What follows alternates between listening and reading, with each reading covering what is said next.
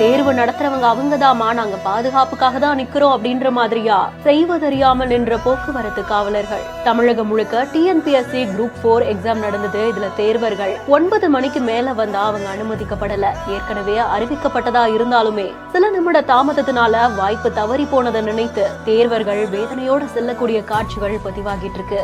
அப்படியான ஒரு நிகழ்வு தான் கோவை மாவட்டத்திலையும் நடந்திருக்கு. 5 நிமிடம் கால தாமதமா வந்த பெண் கண்ணீரோட கேட்ல தெரிஞ்ச சின்ன துளையின் வழியாக கெஞ்சி கேட்கிறாங்க உள்ள அனுமதிக்கிறதுக்கு. ரொம்ப நேரம் கெஞ்சி கேட்டு தேர்வு எழுத முடியாம அவங்க வேதனையோட திரும்பி சென்றதாகவும் கூறப்படுது.